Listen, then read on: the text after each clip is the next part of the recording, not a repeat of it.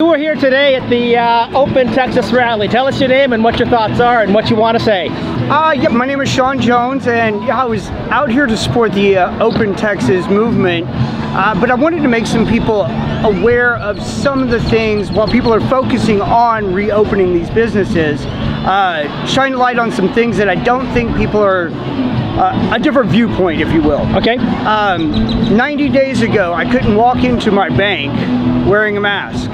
Today, absolutely. Today I can. Yes. I walk around the grocery store wearing my glasses, a mask, and a Glock.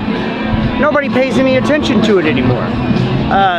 Monday I had a sinus infection. I had to call my doctor. I'm a cash patient. It cost me 50 cents on the dollar because I didn't have to come in. I had a teledoc appointment.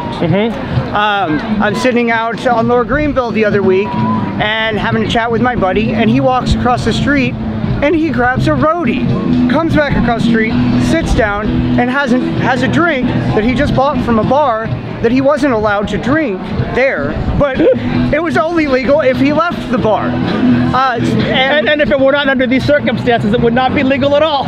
Exactly.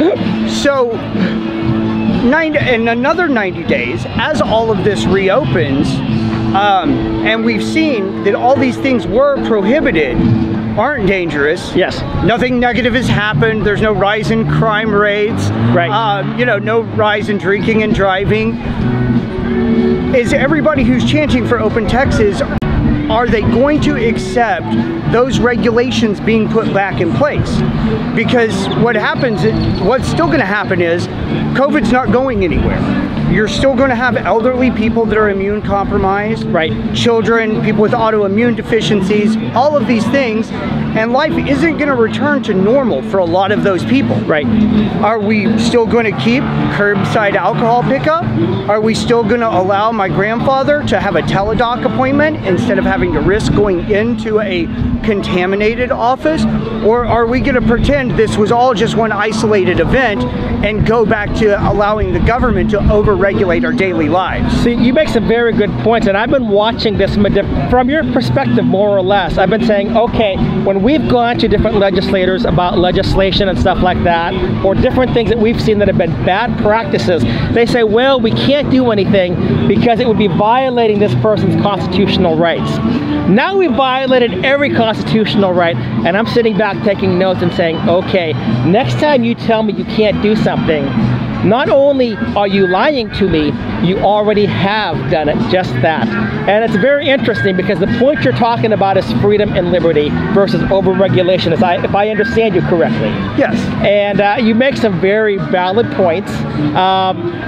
Continue to expound on it further if you'd like. And unfortunately the American memory seems to be very short. Absolutely. And so this is why I want to continue to talk about these things, because if it's not COVID, it's going to be something else. It's going to be something else, exactly. This is the cry to relinquish liberty in the name of safety. Right.